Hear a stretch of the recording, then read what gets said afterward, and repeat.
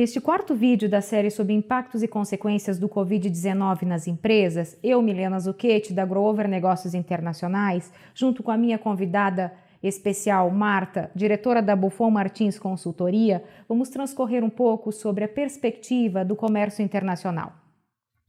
O Covid-19 é uma pandemia mundial no que tange à saúde, mas demonstra severos impactos na economia mundial como forte desaceleração aos mercados. Então, o efeito imediato e preocupante foi os preços dos produtos importados da China, país onde o vírus se originou. Hoje, a China ocupa a posição máxima da lista das origens das importações do Brasil. Além da China ser um grande exportador para o Brasil, ela é o maior cliente do Brasil. Então, hoje, a China importa do Brasil soja, minério de ferro, óleos brutos, petróleo e inúmeras commodities. A China é, sem dúvida, o maior exportador do mundo. São 2,487 trilhões de dólares movimentados, exportados no ano. Logo na sequência, vem Estados Unidos e a Alemanha. Essa importância da China e a importância do impacto que esse vírus ocasionou no mundo, além da pandemia na saúde, a gente está vivendo os impactos econômicos.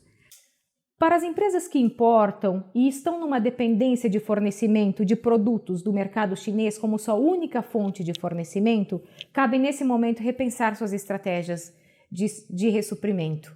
Aí, fazer uma análise, quais são as suas estratégias e quais foram compostas essas estratégias em seus canais. Para isso, Marta, não sei se podemos conversar e fazer um bate-papo sobre uma estratégia de multicanal, como isso funciona, como isso é planejado, como as empresas poderiam ter minimizado esses impactos previamente. Bom, praticamente em todos os planejamentos estratégicos das empresas, a questão do fornecimento é um fator que realmente representa oportunidades e ameaças, né? Talvez nenhum planejamento estratégico na matriz SWOT, né, ou no cruzamento da matriz SWOT, nenhum planejamento deixa de pontuar, quase como uma pontuação máxima, o fator fornecimento, porque é uma das maiores contas das organizações. E isso pode reverter depois no lucro ou numa margem de contribuição melhor ou menor, de acordo com essas políticas. E uma das questões bem importantes é nós não termos a dependência, isso quase é um lema de todas as organizações, não termos a dependência de um único fornecedor, de diversificar essa cadeia de fornecimento. E existe em algumas empresas ainda o medo de buscar, como comércio exterior, né, com importações, suprir essa diversidade de fornecedores. Eu sinto que ainda existe um paradigma com relação a isso. Porém, não vejo outra forma de hoje atuar em qualquer organização sem considerar os fornecedores internacionais como membros da cadeia de suprimentos. E nesse link com os fornecedores internacionais, não necessariamente eles terão que estar todos na China. Alicerçar sim com os benefícios e com o que tem de nível de competitividade o produto chinês, mas sempre pensar em linhas de produtos, em cadeias de produtos que possam não estar totalmente consolidadas num único mercado fornecedor. Então, olhar para o mercado mundial e pensar como eu vou compor minha estratégia, minimizando o meu impacto de dependência. Isso vai tornar cada vez mais evidente a necessidade de ser mensurado pelas empresas. Existe essa diversidade, assim como diversidade quando se fala em ter clientes diversos segmentos, diversos canais, nós também temos que pensar em ter diversidade de fornecimento, né, de fornecedores. É óbvio que isso não é algo que se faça imediatamente, não, fora o imediatismo, né? Eu lembro na viagem para a China, né, Milena? Tivemos a oportunidade de fazer para um cliente uma viagem em conjunto, a Milena e eu, a visita a inúmeros fornecedores e também participar de feiras onde nós podemos verificar, e eu me lembro muito bem, né, Milena, verificar N fornecedores de componentes ou de produtos já acabados, de subconjuntos. Então, nós temos que pensar em possibilidades ou de prestadores de serviço ou de fornecedores de componentes que venham a tornar a nossa empresa menos dependente de um único fornecedor. Justamente, que venham para agregar como valor competitivo esse fornecimento. Daí também que deriva a estratégia de fazer muito bem um plano de desenvolvimento de fornecedor. Eu não posso ser parceiro de qualquer fornecedor, eu tenho que ser parceiro do fornecedor estratégico para o meu negócio, que venha agregar ao meu negócio e que se entenda pertencente a essa minha cadeia de fornecimento. Isso, e quando eu falei de que o desenvolvimento de um novo fornecedor não é um processo curto, é um processo que leva tempo, exatamente porque nós temos que ter amostras, avaliar a capacidade de fornecimento, porque muitas vezes numa necessidade de ampliar a quantidade comprada, esse meu fornecedor não vai ter capacidade. E também olhar qual a estrutura financeira desse fornecedor. Se ele é uma empresa sólida, séria e que vai me atender a contento na qualidade, porque muitas vezes na hora das amostras é um modelo de qualidade e depois quando a gente recebe o produto pode não ser o mesmo. Fazer avaliações de fornecedores constantemente, enfim, aí todos os processos que tem internamente. Que precisam ser validados pelas empresas, né? E um muito importante também é sempre ter em mente a expectativa desse fornecedor perante o nosso negócio. E a expectativa dele de curto, médio e longo prazo, para ter em mente uma relação que possa se consolidar no mercado internacional de longo prazo, com ganhos mútuos, porque uma relação ela só é duradoura quando as partes ganham, quando todos os envolvidos passam a ter um ganho nisso. Então, relações efetivamente sustentáveis, não relações de ganho de curto prazo. Já na perspectiva exportação, é no momento de crise que as empresas lembram que exportar é uma alternativa. Mas não existe hora certa para exportar, não existe momento de crise para exportar. A exportação tem que ser considerada um caminho futuro, não uma solução imediata e de curto prazo. Ciclicamente, sabemos que teremos crises. Temos crises no Brasil, temos crises no mundo. E a exportação é a melhor estratégia para qualquer empresa poder enfrentar de uma forma mais leve essas crises, sejam nacionais ou sejam elas mundiais. E sabemos também que teremos inúmeras outras crises por vir e precisamos pensar qual é o futuro do meu negócio no cenário exportação, no cenário mercado externo. É isso mesmo. Quando se fala em exportação, nós estamos colocando o risco, minimizando o risco. Por quê? Se eu tiver pelo menos 20% do meu faturamento no comércio internacional, vendendo para algum outro país, eu tenho a vantagem quando o dólar está em alta, eu tenho a vantagem quando o mercado nacional não está agindo ou comprando, comprador, né?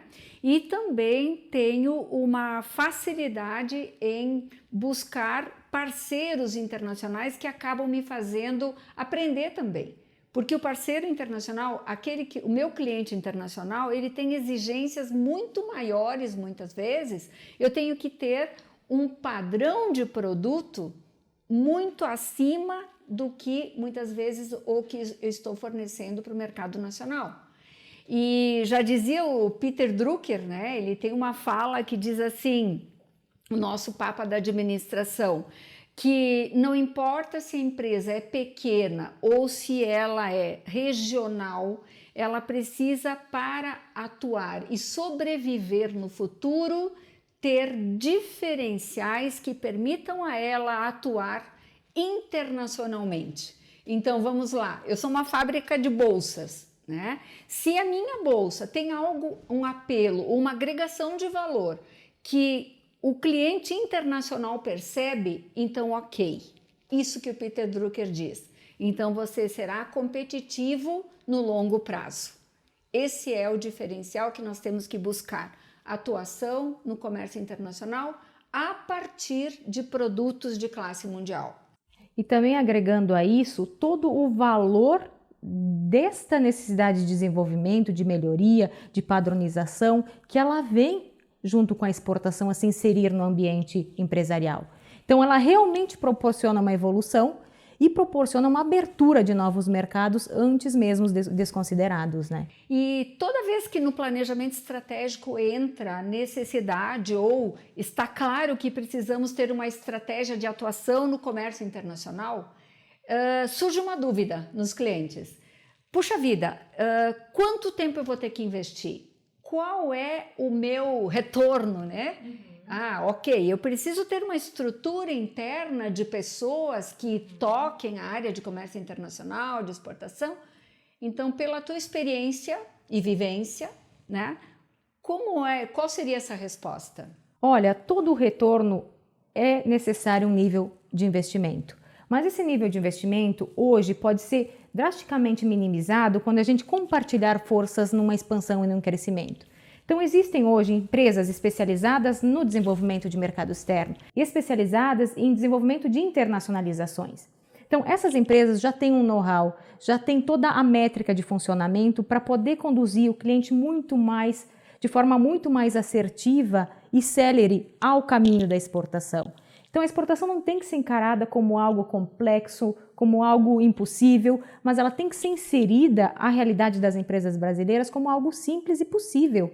E que eu consigo fazer com que o meu produto tenha uma relevância internacional e que ele possa ser reconhecido no mercado externo. No momento que estamos, onde podemos compartilhar conhecimento e formas profissionais de trabalho, existem hoje empresas parceiras especializadas em atuar no mercado externo. O que essas empresas, o que proporcionam ao cliente que quer se inserir no mercado da exportação? Conseguem fazer com que, através de um mapeamento de dados, perspectivas de mercado, atuação, produto, com uma base muito mais sólida, se chegue muito mais rápido e assertivo a um resultado em novos mercados. Até mesmo para definição e mapeamento de qual é o meu mercado-alvo. Exportar se torna complexo a partir do momento que eu não tenho claro quais são as estratégias que eu quero usar no meu mercado a ser abordado. Então, pontos como definição de mercado-alvo, definição de produto-chave, posicionamento de preço, estratégia de participação naquele mercado, se é uma estratégia de agressão de entrada de mercado, se ela vai ser mais de diferenciação, como eu vou posicionar esse produto. Tudo isso, existem parceiros que podem auxiliar a empresa que está interessada a fazer esse caminho e essa jornada com o mercado internacional. Isso, Milena. E eu gostaria também de saber que tu esclarecesse o tempo que se leva para atuar nesse mercado, porque o meu maior questionamento, sim, mas eu tenho que investir 5 anos para depois ter resultado. Então, eu gostaria que tu esclarecesse isso. Com relação ao tempo, o tempo não existe um tempo exato que a gente possa quantificar, mas o que a gente tem na prática é uma realidade, quando muito clara, um mercado-alvo estabelecido, diretrizes de resultado e abordagens já começando a ocorrer nesses mercados-alvo, é um período de 12 meses para a gente conseguir mapear e atuar com todos os contatos e possíveis parceiros nos mercados-alvos. Daí, no segundo ano, já se começam a colher frutos desse investimento. Então, com certeza, sairmos de uma crise já exportando é só para aquela empresa que já se estruturou, para aquela empresa que já pensou, que já tem isso na sua estratégia. Mas cabe o alerta para aquelas que querem pensar como fazer diferente, como inovar seu processo, como inovar seu produto e como pensar diferente seu negócio, para que essa crise também deixe uma lição e um aprendizado nesse sentido. Pegando essa deixa do aprendizado, eu quero encerrar esse quarto vídeo da série já fazendo um convite para vocês nos seguirem no último vídeo da série, onde vamos falar sobre lições e aprendizados desse período de crise vivido pelo Covid-19. Agradeço a cada um de vocês que acompanharam até o quarto vídeo, convido para seguir assistindo o nosso quinto vídeo, agradeço a Marta toda a contribuição ao longo desse processo e da constituição desse material e desde já deixo um forte abraço e meu muito obrigado.